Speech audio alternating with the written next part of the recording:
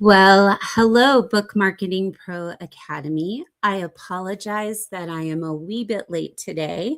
I was on another call and then my internet decided to poop out on me. So, always exciting here at the Cormany household. And I hope our connection will hold for today. But it is my delight and my honor to be able to encourage you writers in Book Marketing Pro Academy, or even if you've just joined us after the live, you found us on the internet, there is nothing my heart loves more than to encourage others. So I hope today is beneficial for you. I think I saw Brian Douglas in the chat. I may have made that up. And if so, I apologize. But Brian, if you're out there listening, welcome. Always happy to see you, my friend. So today we're going to talk about something that I think all of us as authors, we have to wrestle with. We have to be able to look squarely in the eye and understand what God needs from us in seasons like these. I was just on a call with an author who we were talking about the past year, where she's like, oh, I haven't done anything. And then we actually elocuted all that God had done over the course of the year. And it was actually amazing. But sometimes when we don't see the big flashy numbers, or maybe we don't get the book written, or we don't make the goals that we'd set out at the beginning of the year, we can get really, really discouraged. But the reality is, it's usually not because God isn't working. It's because it's an indication of where our trust lies. And so today, I'm going to issue you a challenge to look beyond what you can see and to have faith in the God who called you. Because our callings really weren't ever based on what we could prove on evidence, whether that's what we see, what we hear, what we experience. It was always meant to be walked out by faith. But let's be real, that's kind of where it gets hard. Well, maybe it's just me. It could be just me, and it could be my former debater, debate coach self. But I like evidence. I like things that I can point to. I like movement that I can measure. And I like the results because in my humanity, it reassures me that I am not wasting my time, but writing this kind of writing, a writing that is deeply invested in the call of a God who has asked you to do it, that kind of calling rarely works in the same way a debate round did. It doesn't fit that construct. There are seasons where the words come, but the responses don't. Where the obedience is there, but maybe the affirmation is really, really absent. Where you are showing up faithfully and wondering if any of it is actually making a difference. And in those moments, the question beneath the surface usually is, do I keep going, even if I can't see where this is leading? Again, it's not a calling problem. It's not this wasn't what I was supposed to do problem. It's a trust problem. This is where faith steps in for us as writers who are called, not as a last resort, but as the foundation we were always meant to stand on. What does Hebrews 11:1 say? Faith is the substance of things what? Hoped for. The evidence of things not seen.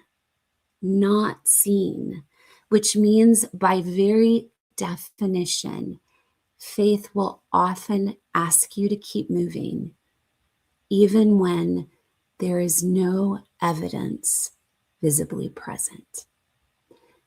But this is what I want you to hear today. Above anything else that I say, this is what I want you to hear. Faith, it isn't fragile. It is not wishful thinking. It is not pretending something is true when it's not. Faith is substance. It is grounded. It is solid beneath your feet before the outcome even appears in your hands. So when you sit down to write in a season that feels quiet, you are not starting from nothing. You are starting from something. On a calling, on a prompting, on an ask that God is trusting you enough to carry. And that alone, it has weight. So keep that in mind when our senses lie to us. The place where we're rooted holds us. Unseen seasons can make us question things. It can place doubt in our heart. It can whisper things like, maybe this doesn't matter. Maybe I missed it. Maybe someone, this is a big one, maybe someone else can do it better and I can just walk away. If we're not careful in the middle of those doubts, we start looking for that proof before we're willing to proceed. And especially when we're talking about book marketing, we're talking about numbers and we're talking about sales and we're talking about engagement, we can get really hung up on looking for that proof before we act. But faith doesn't require proof. I'm going to go back to it again. It requires trust. And trust often grows in the dark. I know I've used this metaphor before, but it's one that I think really speaks to this topic. I want you to think about roots. Roots in a plant. Usually roots that the only way they survive my plant growing skills is if their root goes very deep, because I kill everything else. Anything with a shallow root, in Sarah's hands, it goes the way of the garbage can. But they exist in a place where we cannot see them. Those shallow roots, when someone like me comes along and doesn't give it sunlight and doesn't give it water, it dies easily. But those that are deep-seated, those that are hardy and grown deep down into the ground, those last. In hidden places, in quiet, unseen layers of development that no one's going, wow, that flower looks really good. Those roots, though, they're what make fruit possible later. The deeper the root, the better the fruit. And I wonder how many of us are in a root growing season of our writing. And we're in a place where we feel discouraged and underwhelmed with results and doubting ourselves simply because we can't see the fruit yet. Focus on the roots. Focus where you know you're supposed to be grounded in obedience and trust to the God who has called you. Because what if nothing is actually wrong? What if it's not that you weren't supposed to write? What if it's just a strengthening season where your roots need to deepen?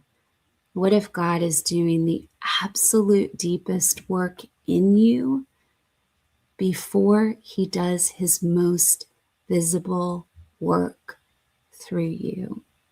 I even wrote that down, and I'm going to say that again, and I'm going to read it to make sure that I get it exactly right. But let me say this again. What if God is doing his deepest work in you before he does his most visible work through you? He cares about both, my friend. He cares about the message you carry, but he also cares about the vessel that carries it. And sometimes, out of our own best interest, he slows things down, not to delay you, but to deepen you and to deepen your message. Because the truth is, there's more evidence. You don't need more evidence to keep on growing. You need a deeper anchor. You need a deeper trust. And that anchor is not found in outcomes, it is found in obedience. That kind of faith matters. It matters more than you think. Because scripture reminds us that in due season we will reap if we don't give up.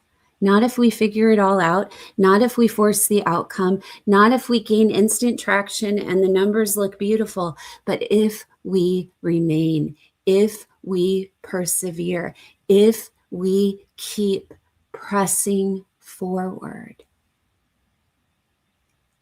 I know remaining can feel costly. I know it can feel painful. I know that what I'm asking you to do isn't the easiest thing to do. But hear this clearly. God has never required visibility to validate your calling. He has only asked you for your yes. So if you are in a season that feels unseen right now, where things feel uncertain and slow and overwhelmingly quiet, you are not forgotten. You are not behind. You are being invited into a deeper trust. And that deeper trust can carry you further than any visible proof ever could. So I'm going to leave you today with this. I want you to hear this blessing, and I want you to, any moment where you feel that the quiet work of deepening your root, deepening your faith, deepening your trust in the one who gave you the call to write in the first place, I want you to go back to this blessing that I'm about to read over to you. Not over to you, over you. I will admit I'm a little tired today myself. There's a lot of unseen moments in my own world that, I'll be honest, if I look at the metrics and I look at the numbers, it is not terribly impressive. But I can tell you that the work, the mundane steps through my days are absolutely 100% holy. And I am blessed to carry those quiet, unseen steps of obedience today and for however long it lasts. So here's my blessing that I want to read and pray over you today. May God meet you in the quiet and hidden places where the work feels unseen and the path feels uncertain. May He strengthen your trust when proof is absent and anchor your heart not in what is visible, but in the calling He has lovingly placed in your hands. May you be reminded again and again that He is at work beneath the surface, moving in ways your eyes cannot even yet perceive. May courage rise within you to keep showing up. Faith, may it deepen to keep believing. And may peace settle over you as you rest in His perfect timing. May your words, may your work, and may even your waiting be held securely in His faithful hands. May God bless you today, and may you know that the work that is done in those unseen moments of your days is some of the holiest that will ever be done. Take care, my friends. And for those of you that are part of Book Marketing Pro Academy, do not forget we have a Zoom coaching call, I believe, that is scheduled for 1 p.m. Pacific time. And don't ask me what time it is anywhere else because I'm a hot mess there. So have a beautiful day, and I will see you tomorrow. Take care.